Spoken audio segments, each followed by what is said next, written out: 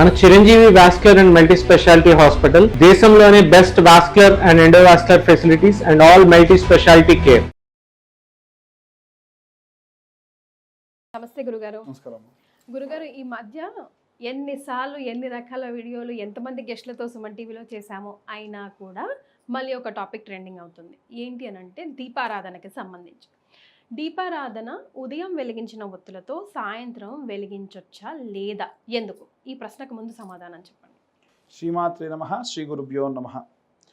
మనకు దీపం వెలిగించేప్పుడే ఒక మంత్రం ఉంటుందండి. సాధ్యం త్రివర్తి సంయుక్తాం వహ్నినా యోజితం ప్రియం గృహానవరదం శుభం త్రైలోక్యం త్రిపురాణనం. ఈ దీపానికి సంబంధించి 3 ఒత్తులు కలిపి ఒక దీపం కింద 3 ఒత్తులుగా పెట్టి దీపారాధన చేయాలి. గురుగారు, నెయ్యి వేస్తేనే 3 ఒత్తులు వెలిగించాలా? అలా ఏం లేదండి. ఎప్పుడు దీపం అంటే మీకు ఉన్నది మీరు వెలిగించగలరు అనుకుంటే 3 దీపాలతోని దీపం వెలగడం అనేది శ్రేష్టం. బ్రహ్మ విష్ణు మహేశ్వర కలయిక. రెండిట్లో 3 ఒత్తులు వేయాలి. ఇలా వేసి దీపం వెలిగించేప్పుడు పొరపాటున దీపం పూజ జరిగేప్పుడు మధ్యలో కొండెక్కింది అనుకోండి, ఆ ఒత్తిని మళ్ళీ ఇంకొక దీపం వెలుగుతోని వాటిని వెలిగించవచ్చు. ఎటువంటి దోషం లేదు. అలా కాకుండా పూజ అంతా పూర్తయింది, మళ్ళీ సాయంత్రానికి పూజ చేయాలి అంటే ఆ ఒత్తులు పనికిరావు. మనం ఒకసారి దేవుడి దగ్గర వాడినటువంటి పదార్థం, నేను ఉదాహరణకు పొద్దున్నే పులిహోర నైవేద్యం పెట్టాను. ఎందుకు పొద్దున్న తయారు చేశాను కదా, సగం పులిహోర తీసి డబ్బాలో పెట్టేసి సాయంత్రం మళ్ళీ నైవేద్యం పెడదామంటే పనికి రాదు కదా. అలాగే దీపము చేసేవాళ్ళు కూడా ఉంటారు గురుగారు. అలా చేయకూడదు. ఎలా అంటే కొంతమంది ఎలా చేస్తారంటే పొడి పదార్థంగా ఉన్నటువంటి నివేదనలు చేస్తారండి. అంటే గోధుమ పిండి తెచ్చారు, ఆ గోధుమ పిండి కొంత భాగం వరకు తీసి నేతిలో వేయించి చక్కెర కలిపి నివేదన చేసి మళ్ళీ సాయంత్రం మళ్ళీ నెయ్యి వేసి గోధుమ పిండి నివేదన చేయొచ్చు. అది పొడి పదార్థంగా ఉన్నటువంటిది. మీరు బియ్యం అలాగే చేయండి. కాకపోతే వండిన పదార్థం మటుకు 2 సార్లు నివేదన చేయడానికి పనికిరాదు. ఉదాహరణకు మీరు సత్యనారాయణ స్వామి వ్రతం చేస్తున్నారు, కేదారేశ్వర నోము కూడా చేస్తుంటే అప్పటికప్పుడే కదా, 2 కూడా పక్క పక్కనే చేస్తున్నారు కాబట్టి 2 విడదీయొచ్చు.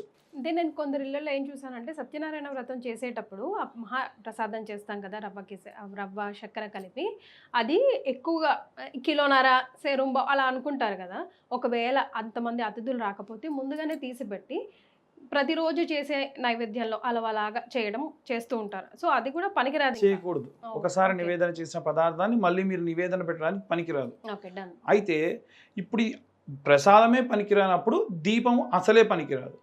అయితే కొంతమంది మమ్మల్ని అడిగింది ఏంటంటే, మరి ఆ ఒత్తులు ఏం చేయాలండి, మీ డస్ట్బిన్లో పడేయాలా అంటే, దేవుడి దగ్గర ఉన్న ఏదైనా సరే నిర్మాల్యంగా మారేటప్పుడు వాసన చూసి పడేయండి.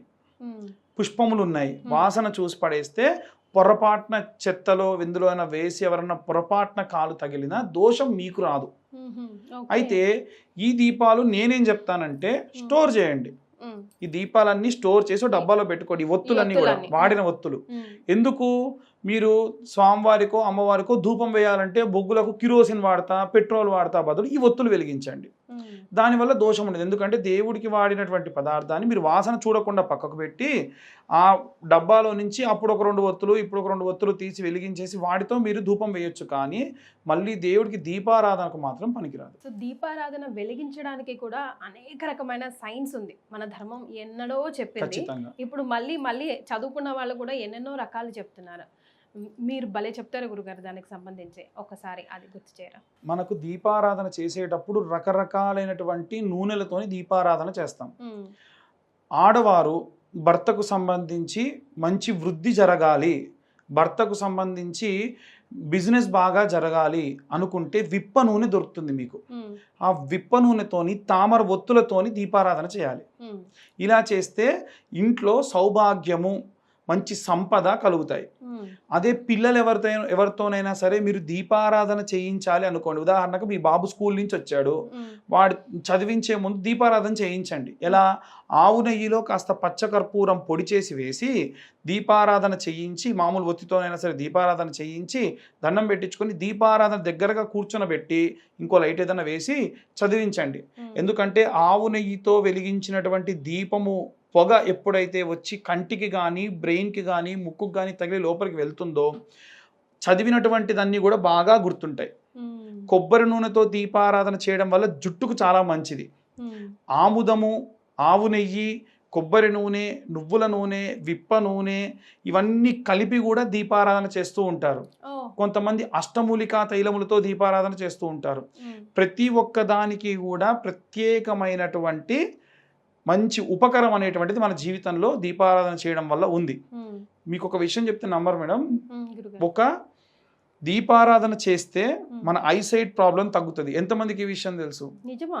ఆవు నెయ్యి, స్వచ్ఛమైన ఆవు నెయ్యితోని మట్టి ప్రమిదలో దీపారాధన చేసి చీకటి రూమ్లో ఒక మూల, కోణాకారంలో ఉన్నటువంటి మూల పెట్టి లైట్లన్నీ బంద్ చేసి ఐసైట్ ఉన్న వాళ్ళు కంటిన్యూస్గా ఆ దీపాన్ని చూస్తే మీ ఐసైట్ అనేటువంటిది మెరుగుపడుతుంది. అంతకుముందు ఉన్నటువంటి ఐసైట్ ఇలా రోజు కూడా ఒక 30 సెకండ్ల నుంచి 3 నిమిషాల పాటు దీపాన్ని చూస్తే ఐసైట్ ప్రాబ్లమ్స్ చాలా వరకు సాల్వ్ అవుతాయి.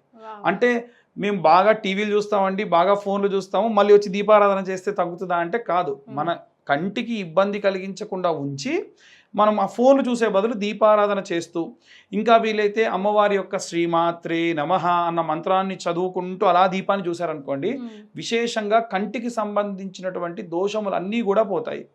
ఇలా చాలా మంది ఇంకొకటి కూడా అడుగుతుంటారండి, మేము తూర్పు వైపు దీపాలు వెలిగించాలా, ఉత్తరం వైపు వెలిగించాలా అని నాకు కూడా డౌట్ ఉంది. ఎందుకంటే ప్రమిదలు ఇలాగే వస్తాయి కదా గురుగారు, ఏదైనా అమ్మవారి రూపంతో కానీ లేకపోతే లక్ష్మి ఏనుగుల రూపంతో కానీ దేవుడి వైపు వెళ్లకుండా ఉంటున్నాయి, ఇలాగా ఉంటున్నాయి. అది అటు వెళ్తే ఏంటో మనం చీకట్లో ఉన్న ఫీలింగ్ నాకు కూడా.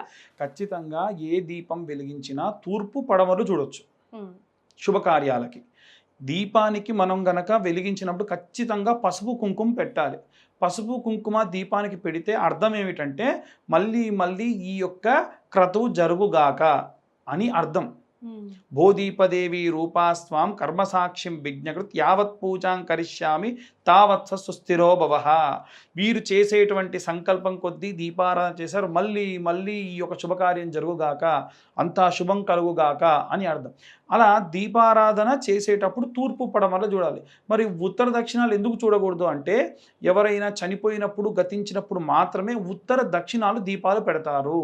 కాబట్టి ఎట్టి పరిస్థితుల్లో పొరపాటున కూడా ఉత్తర దక్షిణాలు దీపాలు పెట్టకూడదు. మరి మేము ఒక దీపారాధన పెద్ద కుంది తీసుకున్నామండి, అన్ని వైపులా దీపం వెలిగించాము, దాంట్లో ఉత్తరం వైపు కూడా వెళ్తుంది కదా అంటే అప్పుడు వెలిగించవచ్చు. అన్ని దిక్కులకి కూడా ఉన్నటువంటి పరబ్రహ్మాన్ని మీరు పూజిస్తున్నప్పుడు ఎటువంటి దోషము లేదు.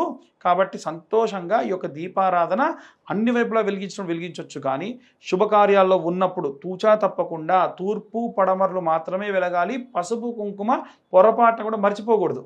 పసుపు కుంకుమ వెలిగించగా చాలా మంది ముందే డెకరేషన్ చేస్తూ ఉంటారు. మీరు డెకరేషన్ చేసిన మళ్ళీ దీపారాధన చేసిన తర్వాతకి కాస్త పసుపు కుంకుమ పెట్టి ఒక పువ్వు పెట్టాలి.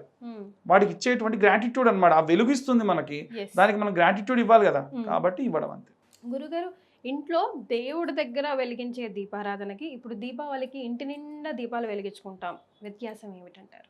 దీపావళి అంటేనే మనలో ఉన్నటువంటి అంధకారాన్ని తీసేసేటువంటిది. ఆ యొక్క నరకాసురుడు గతించిన తర్వాతకి వెళ్ళేటప్పుడు అమ్మవారిని అడుగుతారు, అమ్మా నేను పుట్టింది నీ లోపల నుంచే, ఆ భూమి నుంచి పుట్టినటువంటి వాడే అనమాట.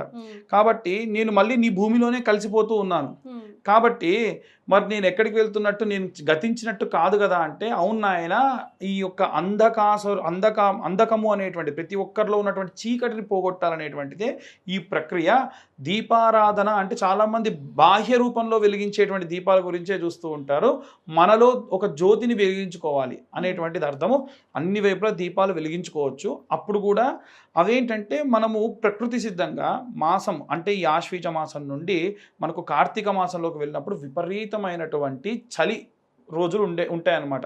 ఇప్పుడంటే మనకి లైట్లు ఇవన్నీ ఉన్నాయి, కానీ అప్పట్లో మంచుతో కూడినటువంటి రోజులు కాబట్టి విపరీతమైన చీకటి ఉండేది.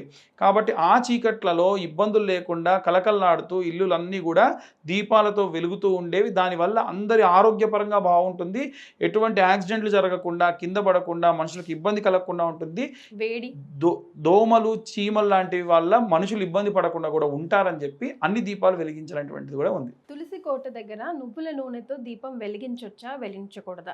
అసలు నువ్వుల నూనెతో ఇంట్లో మన దేవుడి గదిలో దీపారాధన చేయకూడదు అంటారు గురుగారు. ఇది నమ్మకమా, మూఢనమ్మకమా? దీని వెనకాల సైన్స్ ఉందా? స్వచ్ఛమైన నువ్వుల నూనెతో చేసేటువంటి తప్పు లేదండి. అయితే చాలా వరకు ఏంటంటే నువ్వుల నూనెలు దేనికి వాడుతుంటారంటే, ప్రసిద్ధంగా విరివిగా వాడేటువంటిది శనేశ్వరుడి తైలాభిషేకానికి, దేవాలయాల్లో వెలిగించే దీపాలకి, శాంతి జరిగినప్పుడు ముఖం చూడాలి అని అంటే మరి బింబం కనిపించాలి కదా, కాబట్టి నువ్వుల నూనె విపరీతంగా వాడుతూ ఉంటారు. మరి ఇంట్లో వాడితే కూడా మమ్మ ఇదేదో శాంతి రూపంగా చేసేటువంటి వాడికే చేస్తారు, ఇంట్లో వాడకూడదని చెప్పేసి దాన్ని మానేసి మీరు ఇంట్లో వాడేటువంటి వంట నూనెలు కూడా చాలా మంది వాడుతూ ఉన్నారు. అది ఇంకా దారుణం. ఇంట్లో వాడే వంట నూనె వాడకూడదా గురుగారు? అంటే మనకు ఆప్షన్ లేదు, అసలు గత్యంతరం లేదు. మనకు నువ్వుల నూనె దొరకట్లేదు, కొబ్బరి నూనె దొరకట్లేదు, ఆవు నూనె దొరకట్లేదు, విప్ప నూనె దొరకట్లేదు, ఇవి ఏమీ దొరకట్లేదు, ఆవు నెయ్యి కూడా దొరకట్లేదు. అప్పుడు మీరు వెళ్ళి ఇంట్లో ఉన్నటువంటి నూనెతో, అది వాడని నూనెతోనే, ఆల్రెడీ మనం వేయించుకొని వాడిన నూనెతో కాకుండా ఫ్రెష్గా ఉన్నటువంటి ప్యాకెట్తో వాడండి, తప్పులేదు. కానీ మనకు అవకాశం ఉన్నప్పుడు ఎందుకు అని ఇక్కడ నువ్వుల నూనె వాడకూడదని ఎక్కడా శాస్త్రంలో చెప్పలేదు. కానీ ఏదైనా మీరు ఒక శాంతికి కానీ ఏదైనా, ఇప్పుడు నేను శనేశ్వరుడికి ఆలయానికి వెళ్ళేటప్పుడు నువ్వుల నూనె పోస్తా అని చెప్పి కొంత బాటిల్లో పోసుకొని వెళ్ళారనుకోండి, ఆ నూనె ఇంట్లో పనికిరాదు. అది స్వామివారికి సమర్పించాలని చెప్పి తెచ్చుకున్నారు కదా, దానికే వాడండి.